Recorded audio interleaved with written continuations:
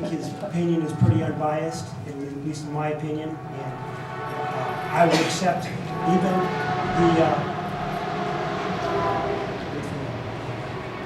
I'll accept even, I probably won't be here for the remainder of the meeting or when you start talking about the wording for the town center, but I noticed in the agenda that it was blank, and I'll even accept that if he puts that in.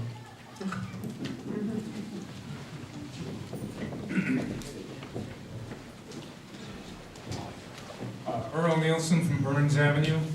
I just think one phrase could be slightly altered. Open space underneath the Holbrook Palmer Park. Open space is not violated because the library would be built in space provided by demolishing the existing house. And people who have not attended all these meetings don't realize that. That's the thought. Wait 1 second, Bob. Sure. Hi, Celia Walker, 36 Mosquitoes. I keep hearing people talk. Thank you. I keep hearing people talk about transparency. It seems like we want the ballot to say who's going to pay for it and where it's going to be.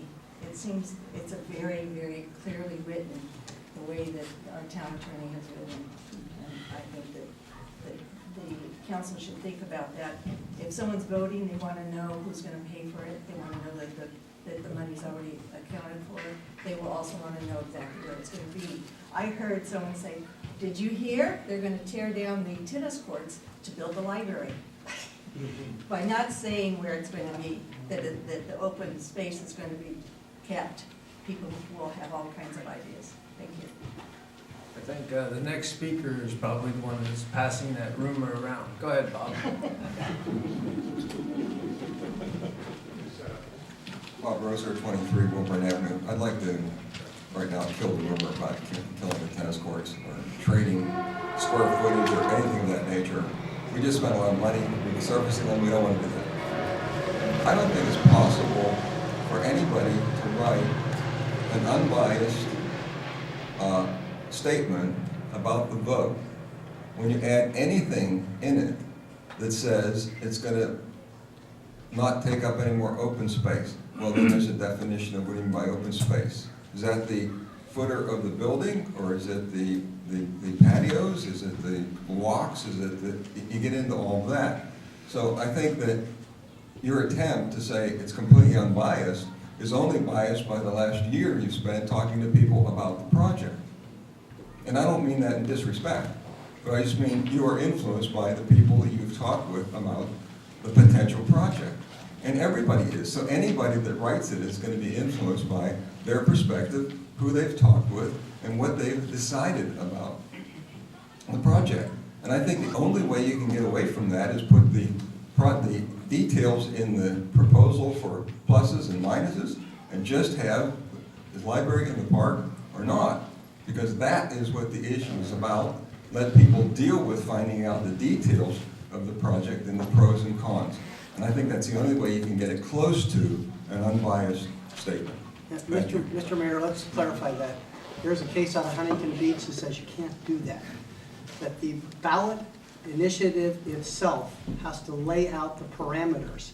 Then the pros and cons are supposed to be somewhat factual arguments about what that measure would allow. For instance, if it just said, and this was the drafting problem that I faced, if it just says library in the park, does that mean it could go plop in the middle of a soccer field? The answer is yes. Does it mean it could go where the tennis courts are today? The answer is yes.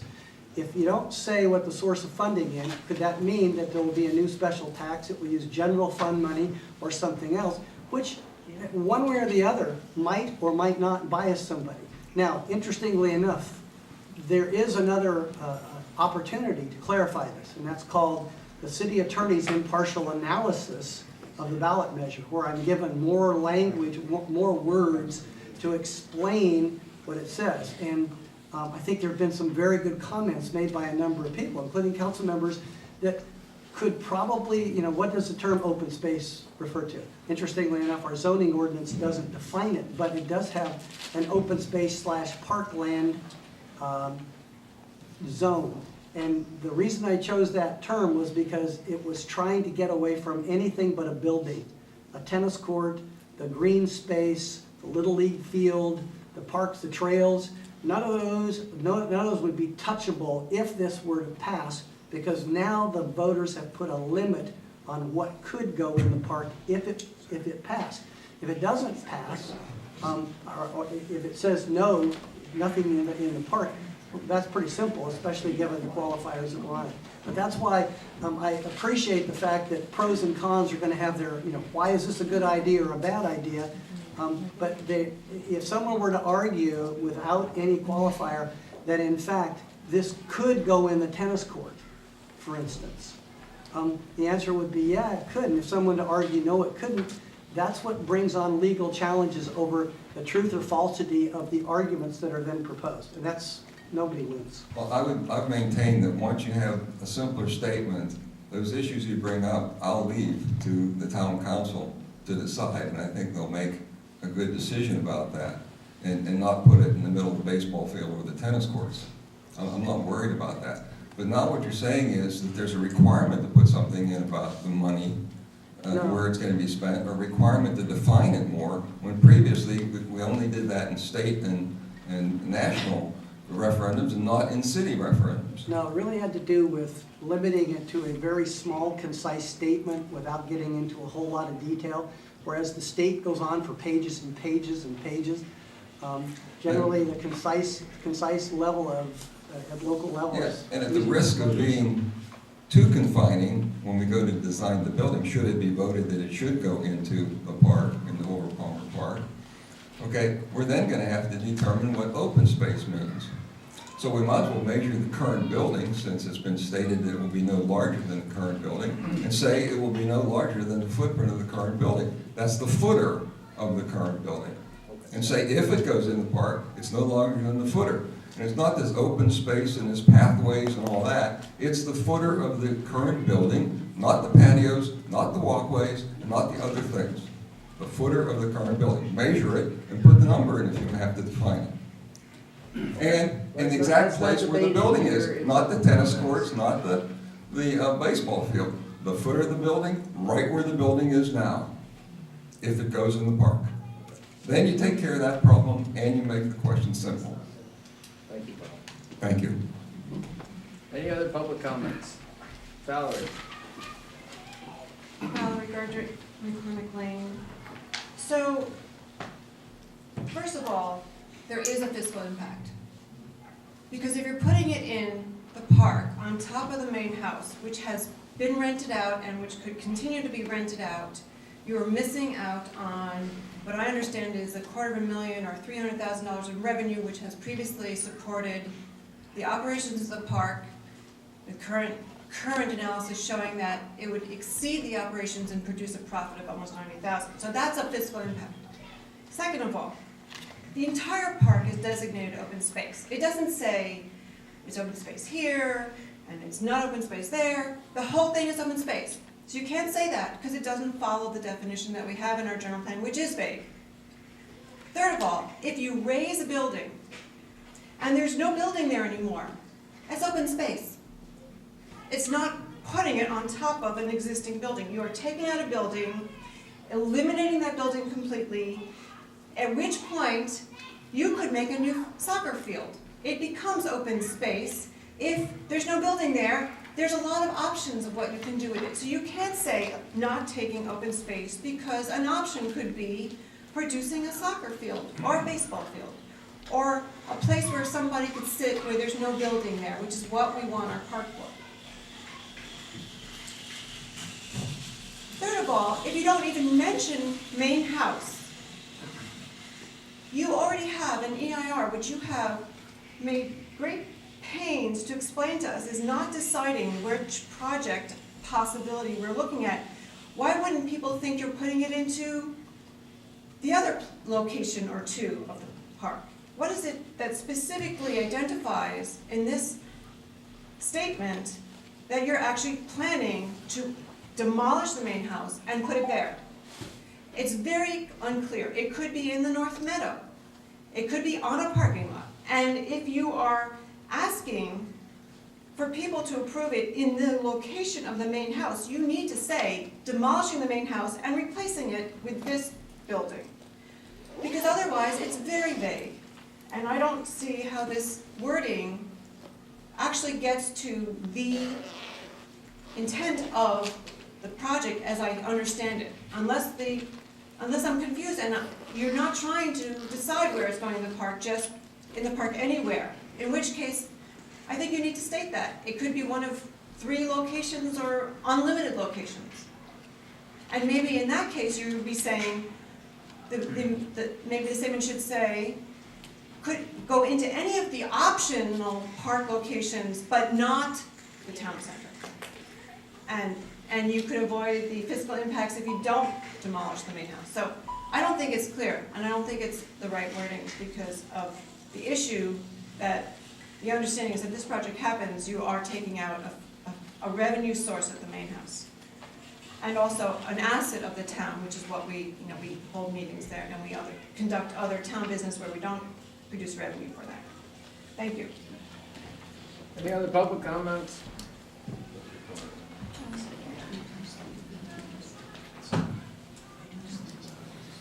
Isabella. I tend to agree with all the speakers who are in support of simplifying the statement. I found it very confusing. I'm just an architect, and if somebody told me to build a building not using any existing park open space, I would be absolutely confused. I would go back to the owner, ask a few questions, many questions. Do you mean this? Do you mean that? Do you mean that? And I think this is going to occur if we keep this clause in. I'm not, very clear. Are we talking about replacing and using the same footprint of the main house? Is that what the conversation has been going around? I'm not sure the wording that was said. Did we say that, because I understand the footprint of the main house is 3,500 square feet. Does anybody know? Why don't you ask all your questions and we'll answer them, but you're using your time, okay? So, I don't have much to say except that, I think it's just too vague and, as an architect, I would find this a program to be very confusing, to build a building based on. And so, what size is this footprint? We don't know, or somebody will tell me. But if it's 3,500 square feet, it almost precludes the the most environmentally superior alternative, as stated in the EIR, which says that it should be 10,000 square foot single floor. So, if this is 3,500 square feet as the footprint, how are we going to get 6,500 square feet additional open space to accommodate the 10,000 square feet that we would want for the preferred environmentally superior alternative? I don't think it works unless we find 10,000 square feet of open space somewhere, which is not used already, which is existing. Thank you.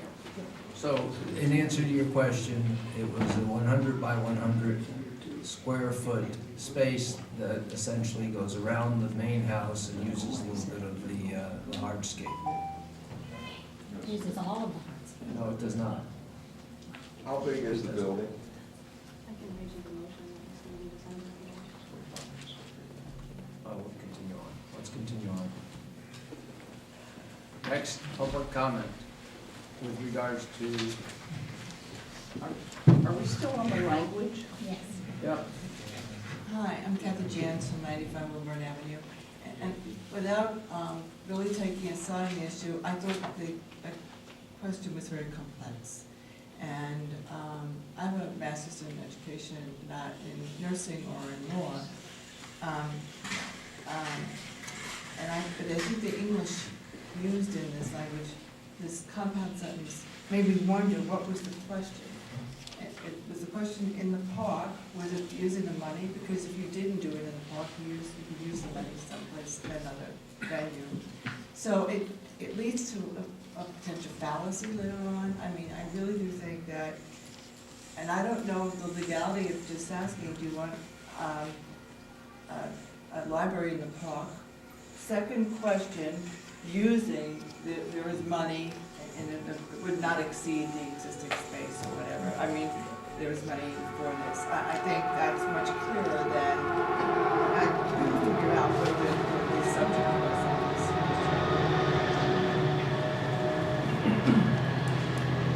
other public comments? Yes. Come on. Don't be shy.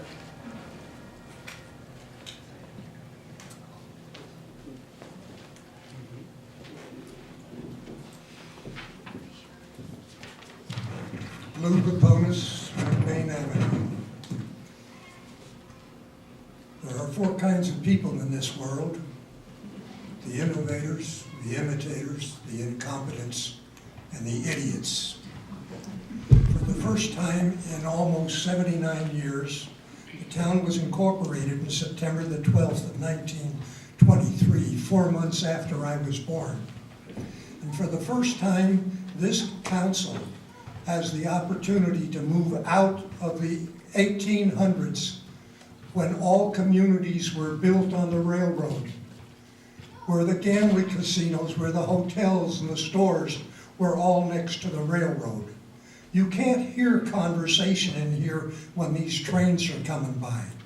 You have the opportunity by this board to take action and move into the park and have your total community within there. The big problem with the average individual is they cannot conceive the size of a building, how it would appear in this park. They talk about open space. They have no figures, they have no concept. So what you have to do to the community is to show them physically on a map how much space this will take, how much parking it will take. Then a person says, oh, I see, it's just a dot in the park. It isn't that it's consuming the whole thing. The other argument that I have is that the park is supposed to be for the Athertonians. Yet if we want to use any part of it, we have to pay for it. And yet you have given the Little League all of this space, and now they want to put bleachers in. The next year they want to cover it, and then they're going to want lockers, they're going to want this, they want the next thing. That's not for Atherton residents. That park should be for us, and we should get into the 21st century with moving our total community away from the railroad station and into the park. Thank you kindly. Here, here. Any other public comments?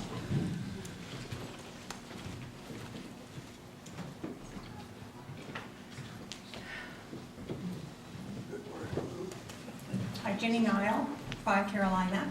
I would just like to make a comment about the use of the park for weddings and large Google events. Well, we're actually talking about the ballot measure, so Well- we're not going to talk about that, Jean. Okay. Okay, can't You talk may about- speak about the library and the ballot measure. Okay. So you give my best to your missus. John, I'll see you later. My name is Ann McNerney, I live at 1 Watkins.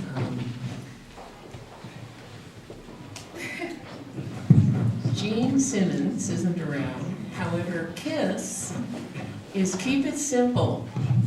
And this ballot measure is not simple with all the qualifiers. It leads to confusion. A lot of people, when they go to vote, they don't read the pros and cons. I think the qualifiers that are there, if they stay there, you must say that the main house will be destroyed to make room for the new library. Otherwise, you are really biasing, and in the Albany case, I think you will be challenged. Remove the qualifiers is the best option. The next option is you must tell people in that same sentence, as long as it's a run-on sentence anyway, that you are going to destroy the main house and remove an income stream for the town. Keep it simple. We understood that it was going to be, at the last meeting, should the library be in the park, yes or no? And then we see the ballot, and there are all these qualifiers that create confusion. The qualifiers belong in the pro and cons, and most people, or many people, don't read them. That's why it's imperative that it needs to be simple. So, kiss it up. So just to make it clear, to the people that are coming up and saying, this council said that we would have a ballot measure that said yes or no. We said that we would have a ballot measure and it would be drafted up and reviewed today by the city attorney. There was a petition floating around that came after we had decided to do that had the simple question, that is not this meeting. This meeting is about a follow-on to the meeting that we had at the end a couple weeks ago where we decided that we were going to go ahead and have a ballot measure. We decided that, and the other meeting with the questions, the simple questions that were on the petition, I believe is scheduled for the 13th of August at 7 p.m., 6 p.m., so we look forward to seeing you at that meeting. Any other public comments? Can I ask a question for clarification? No. Okay. Okay, seeing no other public comments, we'll close the public comments and we will come back to the council. Through the chair, Mayor. In the public comment section, may I read some letters that have been given to me and with the request to have it read into the record? You have exactly 3 minutes to read all the letters you'd like. That's quite unfair. What the rule is. I That's what object the- to that. Well, that's what the ruling is, and I've discussed it with the city attorney. An at-will employee. Not really. Can I make a suggestion? Actually, it's certainly, the council members are not essentially limited to 3 minutes. The concept, I think, as the mayor pointed out at the start of the meeting, was if as many of the emails that were forwarded to me, they all look alike, you can certainly read the names of the people and the concept. But I don't know of any legal constraint other than during public comments, you can limit to 3 minutes. And there may have been some confusion because we talked about a number of variations. Well, I thought we said that she could read it. She can read as many as she wants, but each person would get 3 minutes theoretically if they were here, so. Right. So It's your call. Mr. Mayor, you run the meeting. So I think that this is a very important issue, and it took time to write, and so I'm going to do my best for the residents.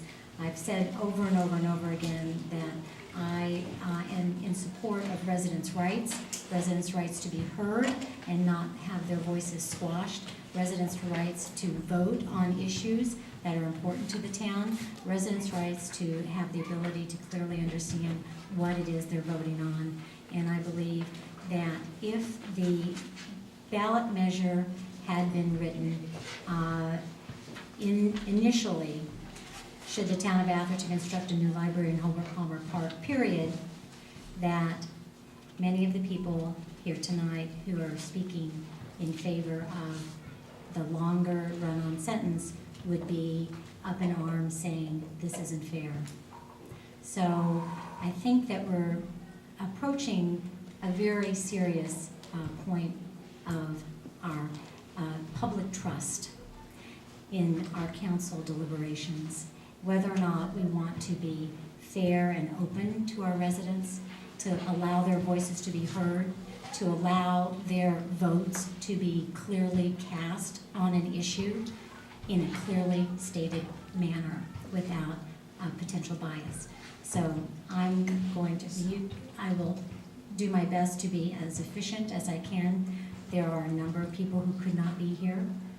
Some people emailed from overseas because they wanted to weigh in on this. And if their voices aren't heard, then, you know, what are we doing here? We can't squash our public opinion. So Marian Walters has said, we would prefer to have the November ballot initiative be more clear. It's confusing as it stands. I think it should read, do you want a library in the park, yes or no? I have lived in Atherton for 60 years and I'm happy to know that residents have a voice and can make a difference. Frank and Marian Walters. Edward Goodstein said, I'm sorry I can't attend the meeting. I think the wording on the library matter should be very straightforward and simple. should the town of Atherton build a library in Holbrook Palmer Park, period. I realize there are other more complex issues and concerns that attend to the decision, including where the funding's coming from, total use and function of the park locations, etc. But for purposes of the ballot measure, the choice should be simple, unencumbered by such concerns, or give the appearance of being slanted in any way. Thank you for agreeing to submit this issue to the town for vote and your concern. It is of considerable concern to many Atherton residents. Edward Goodstein. Margaret Belomo said, Dan and Margaret Belomo said, since we are unable to attend, please express our views. We would like to be on record as requesting that you craft the wording of the ballot to be short and to the point without any additional details that have the potential of clouding the vote. In our opinion, the most neutral approach and best way to obtain the true unbalanced sentiment to the people is to exclude any of the pro and con details in the ballot wording and keep it plain and simple. We recommend wording such as, should the town of Atherton instruct a new library in Holbrook Palmer Park? ? Thank you for your consideration. We appreciate council agreeing to bring this issue to vote and the democratic approach. Paul Tonelli wrote a very lengthy email, which I will not read all of it, but he did say, I think it's of prime importance for the council to take this time to properly word the ballot measures being considered. It's my belief council needs to take the time to consider various options of verbiage and need to take into consideration any concern. He goes on to say that it's ultimately up to the voters to make sure they're informed of the issues, but that does not mean council should ignore the fact that they need to be clearly delineate the issues for consideration. Linda Lynch said, could we keep it as simple as possible on the ballot, like should the town of Atherton instruct a new county library at Holbrook Palmer Park? Rick DeGolia wrote a very lengthy email, but he said that he's lived in Atherton for the last 12 years, and his family lived in Lindenwood for more than 40 years before that. He's extremely disappointed that you've scheduled this very important meeting at 4 p.m. in the afternoon, and while knowing that it may include many potential attendees. So he goes on to describe how he wants to tell us not to go down the narrow paranoid path of stating the ballot proposition language in such a manner that you will believe will most likely generate the votes that you want. The most open-ended question that it can be so that people can explore their thoughts and creativity. If you narrow the language in a manipulative way, then language will be more about you than giving the citizens of Atherton an opportunity to explore the library project as being about them and their needs. Scott and Carolyn Feemster wrote and said that the proposed ballot question, as it reads, is a compound question, complex compound question, and he feels that the question should be a simple question that will, his recommendation is, should the town of Atherton include a new library as part of the town of Atherton master plan? So he is in favor of the master plan prior to that. Arthur Ringham could not come, and he said the current wording on the proposed library issue appears misleading, presents selected facts, omitting other location alternatives, and sends a biased message, particularly to uninformed residents who have not followed the issue closely. It implies that funds are available for a Holbrook Palmer Park location only, and does not disclose that the same funds would be available for other town locations, such as the current library or in the town center.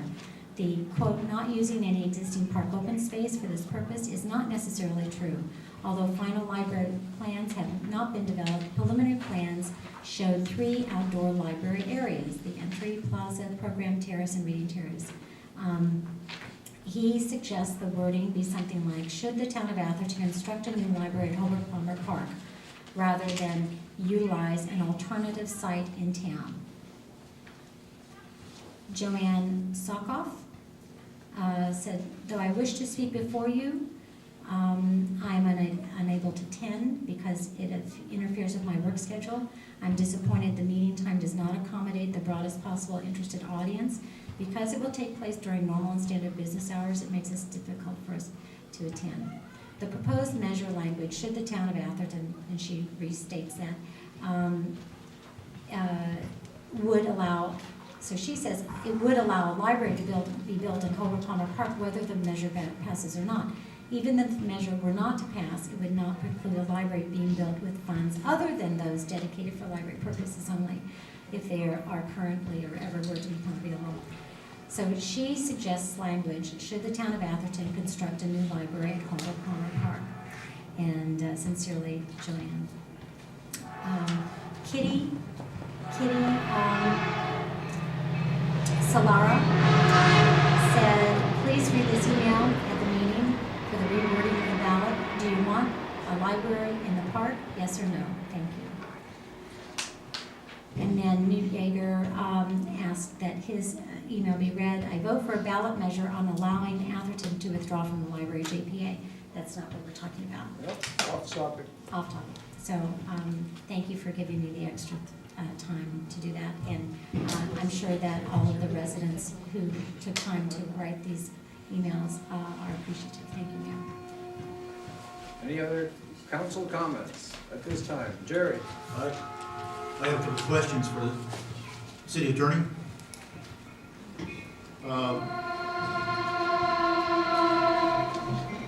Attorney Jantz raised a question about the 180 days. I don't think that you've answered that question, and would you do so, please? Well, how to take a stab at it. Strangely enough, I had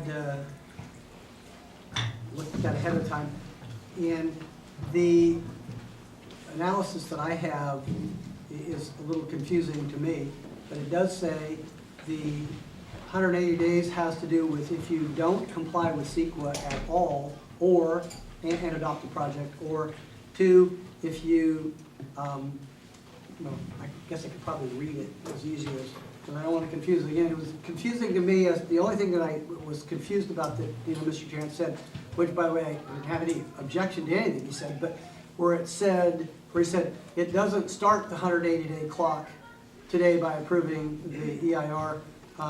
One reading of this is the practice under California Environmental Quality Act, 2nd edition. One reading would say, well, yeah, it does. And because of that, I didn't want to run the risk that we somehow blew a statute of limitations. And it would be safe to say that it's at least 180 days from today. I think we can agree on that, and it may be that the clock doesn't start until such time as there is a project approved, which would, if there was no notice of determination, the clock would start, and then there would be 180 days from sometime after November. In an attempt to be conservative and make sure nobody was confused about the statute of limitations being something very short, my research in this book made it appear that it was 180 days. If we aren't complying with CEQA somehow, it would start today. But if it's something down the line, that's even longer out. But either way, it's a long time from now. It's at least 6 months. Does that pertain to the discussion that we're having though on the ballot? So is there some way you're going to wrap that in? Can it be wrapped into what we're doing? Yeah, as far as going ahead and approving. Okay. The measure here. I'm just trying to understand. It's very that's all. germane, I think. I think you asked the question during this, but Right, he did. But you didn't answer, and it was true, but I didn't know how. Yeah, sure. Well, it's germane to Bill, you heard a number of comments now about the wording that you came up with, and well, a number of people have said that, well, I won't repeat what they've said. You heard the comments and so forth. Anything you heard change your mind at all? well, the only part of the public comment that raised an issue that I think is, at least from my perspective, trying to be neutral and having no other end result or any reason to try and get the decision to go one way or the other. I think that Peter Carpenter and several others make a point that the concept of quote, open space.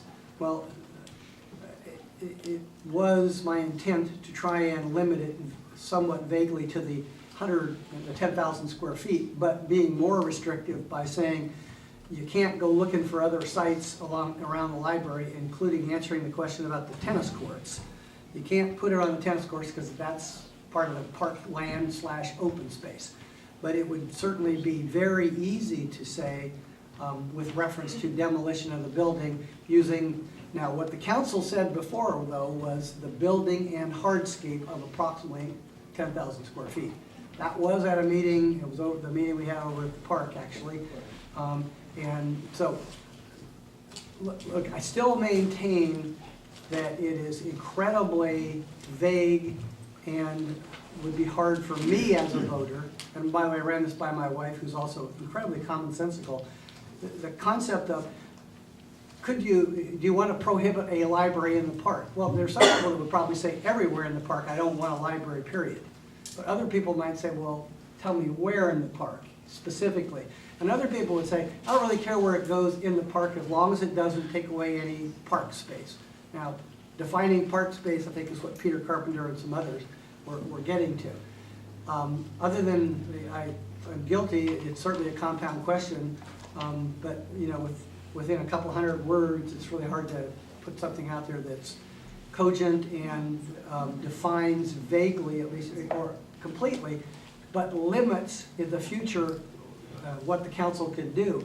I look at it in terms of limiting, not allowing. This doesn't allow a library to be built in the park. It limits what could be built in the park today to something that the voters would approve, which, by the way, could be no library at all. So it's a limiting factor, and in terms of limiting, I think that Peter's comments that were echoed by others, that perhaps we can define open space better. Yeah, but I think in terms of telling the voters what they're voting on, I think it's almost disingenuous to say that keep it simple is a good idea as far as that goes, but it doesn't really tell the voters what they're voting on if you just say in the park. In my opinion,